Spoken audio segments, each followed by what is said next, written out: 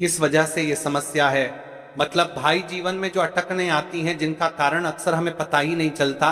देखिए महाराज, आपके जीवन में जो भी समस्या चल रही है वह कालसर्प दोष, वास्तु दोष या फिर कोई अन्य समस्या, आपके घर में माता लक्ष्मी का स्थायी वास ना होना, बार बार लड़ाई झगड़ा या फिर विवाद होना, ये सबसे बड़ी समस्या है।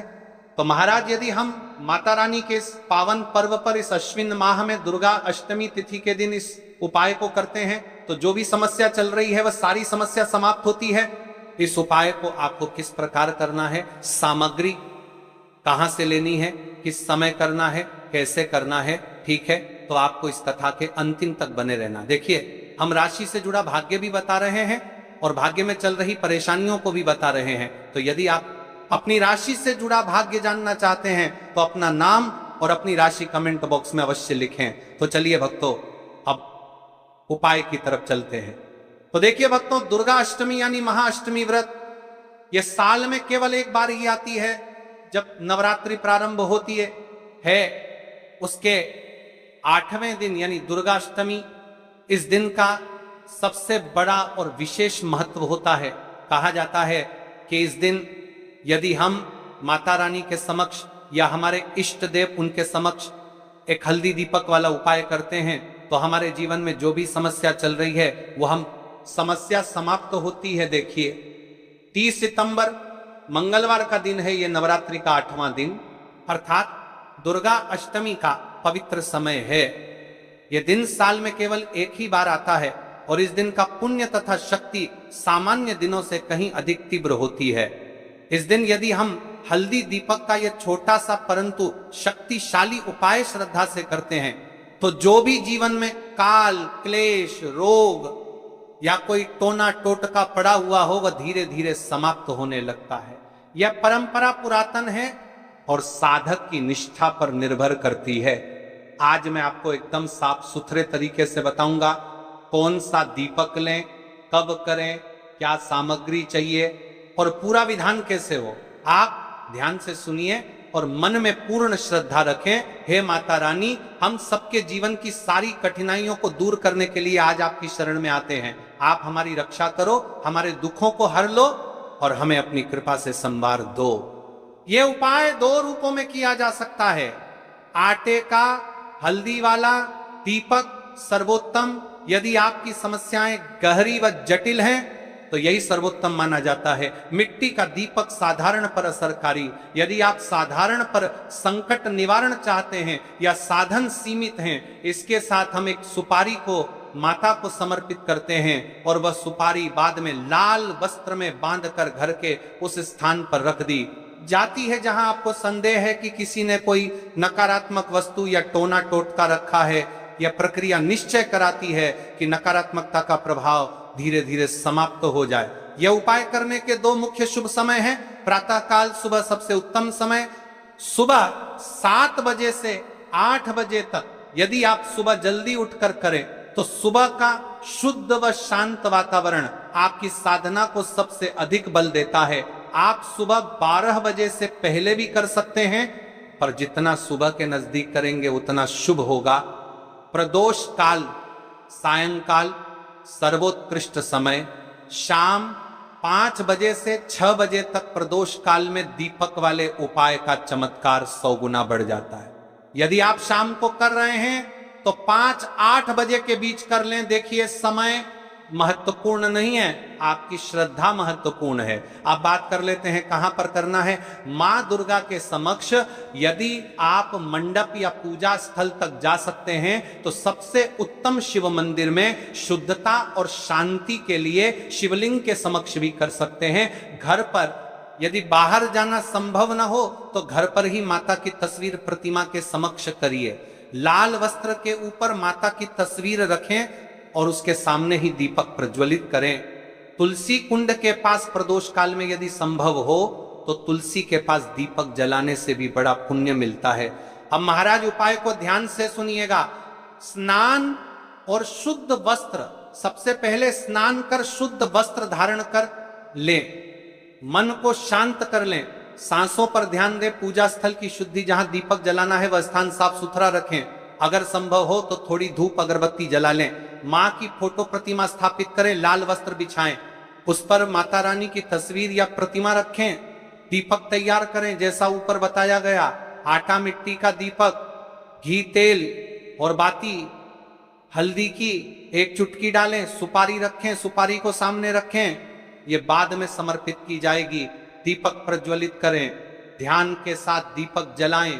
दीपक जलाते समय अपना मन पूरी तरह माता पर केंद्रित रखें, मन में समस्या समर्पित करें। अब अपने मन में जो भी दुख, क्लेश, बीमारी, टोटका आदि लगा है, उसे शब्दों में नहीं भी कहना हो तो मन में माता को बता दे, माँ मेरे इस घर, मेरा यह रोग, ये कष्ट सब मैं आपके चरणों में समर्पित करती हूं। सुपारी समर्पण, दीपक जल जाने के बाद सुपारी को धीरे से उठाइए और कहिए, माँ यह सुपारी मैं आपकी आराधना के रूप में समर्पित करती हूं। जो भी नकारात्मक वस्तु, टोना टोटका मेरे ऊपर पड़ा है उसे आप दूर कर दें। फिर सुपारी को लाल वस्त्र में बांध कर रख दें। ध्यान रखें, सुपारी को मंदिर में स्थायी रूप से न छोड़ें, घर के उस स्थान पर रखें जहां आपको शक है कि कोई नकारात्मक वस्तु रखी गई है या किसी फीते धागे से बंधी जगह। शिवलिंग पर बेलपत्र व चावल, यदि शिवलिंग के समक्ष कर रहे हो, बेलपत्र और चावल के दाने अर्पित करें। कहें नमः शिवाय। यदि शिवलिंग पर चाहें तो 11 बार मंत्रोपचार निम्न मंत्र का जप करें, कम से कम 11 बार। यदि समय और शक्ति हो तो 21 या 108 बार ए हरिं क्लीं चामुंडाय विच्चे इस मंत्र का। अब सुनिए दूसरा विशेष उपाय। 31 चावल के अखंड दाने एक थाली में रखें। जैसा कि हमने आप सभी को कहा था कि सबसे पहले शिवलिंग पर जल चढ़ेगा, 1 लोटा जल लेकर शिवलिंग के पास जाएं। मन में ओम नमः शिवाय का जप करते हुए शिवलिंग पर जल चढ़ाएं। अब एक एक करके चावल के दाने अर्पित करें। दाना अर्पित करते समय मन में एक इच्छा बोल सकते हैं या ओम नमः शिवाय का जप करते जाएं। कई सारे लोग प्रश्न करते हैं कि महाराज जी, शिव जी की शिवलिंग पर सबसे पहले यानी कि सबसे पहले चावल का दाना हमें किस स्थान पर चढ़ता है? तो देखिए, आप शिव जी की शिवलिंग पर किसी भी स्थान पर चढ़ा सकते हैं, लेकिन अभी विशेषकर गणेश स्थापना हुई है और यदि हम शिव मंदिर में इस उपाय को कर रहे हैं तो जो शिव जी की शिवलिंग में गणेश जी वाला स्थान आता है या नहीं, गणेश जी वाले स्थान, कार्तिकेय जी वाला स्थान, इन स्थानों में से आपको सबसे पहले गणेश जी वाले स्थान पर समर्पित कर देना है। उसके पश्चात आप शिव जी की शिवलिंग पर कहीं भी चढ़ी चावला के दाने या तो फिर कार्तिकेय जी के स्थान पर मन में शुद्ध भाव रखिए। माता अशोक सुंदरी स्थान पर शिव जी की 5 बेटियों के स्थान पर जब 31 दाने पूरे हो जाए तो भगवान शिव से प्रार्थना करें, हे भोलेनाथ, मेरे जीवन से दुख कष्ट दूर करें और सुख समृद्धि प्रदान करें। अब यहाँ पर आपका उपाय पूर्ण हो जाता है और आप शिव जी को प्रसन्न भी कर लेते हैं। इसके पश्चात सुबह उपाय के बाद घर आकर क्या करना है? घर आकर थोड़ी देर शांत बैठें, शिव जी का ध्यान करें और मन ही मन ओम नमः शिवाय का 108 बार जप करें। देखिए महाराज जी, अब आपका यह उपाय पूरा हो जाता है। अपने उपाय तो पूर्णत से कर लिया है। अब कई सारे लोग प्रश्न करेंगे कि महाराज जी, हमने जो मांगा था वह हमें किस प्रकार से दिखेगा, कि हमें किस रूप में मिल रहा है? तो देखिए, भगवान की कृपा किसी भी प्रकार से आपको प्राप्त हो सकती है। विशेषकर शिव जी की तो आपको 5 से 7 दिन में नजर आने लगेगा कि हाँ, भगवान की कृपा प्राप्त है। अब कर लेते हैं महाराज जी प्रदोष काल के समय के बारे में। मेरी बहुत सारी ऐसी माताएं बहनें इस भी हैं जो सुबह के समय इस उपाय को नहीं कर सकती है, जो केवल इस उपाय को प्रदोष काल के समय करना चाहती है। देखिए, अब बात करते हैं प्रदोष काल के समय की। स्नान करें, साफ कपड़े पहने। यदि आप स्नान नहीं कर सकते हैं तो आप हाथ मुंह धोकर भी इस उपाय को कर सकते हैं, इसमें कोई दिक्कत वाली बात नहीं है, लेकिन वस्त्र एकदम शुद्ध होने चाहिए। अब सबसे पहले आप अपने गांव के आसपास में जो भी शिवालय हो, जो भी शिव मंदिर हो, वहां पर पहुंचिए। और प्रदोष काल के समय बहुत सारे ऐसे लोग हैं जो शिव जी की पूजा विधि करते हैं, तो आपको शिवलिंग के आसपास एक ऐसे विशेष स्थान पर बैठना है जहां पर बैठकर अपना उपाय पूर्ण रूप से कर पाए और किसी अन्य लोगों को दिक्कत ना आए, यानी किसी को कठिनाई परेशानी ना आए। शिवलिंग के सामने बैठकर 31 चावल के दाने तैयार रखें। अब सबसे पहले तो आपको, जो आपने अपने साथ एक दीपक लेकर गए हैं, सबसे पहले तो आपको वह एक दीपक जलाना होगा। लेकिन इस बात का ध्यान रहे कि दीपक शुद्ध आटे का दीपक होना चाहिए। देखिए, कई सारे उपाय में हल्दी के दीपक वाला भी होता है, मिट्टी के दीपक वाला भी होता है, लेकिन आपको यह शुद्ध आटे का दीपक बनाना है और उसमें ना ही हल्दी का प्रयोग करना है ना ही नमक का।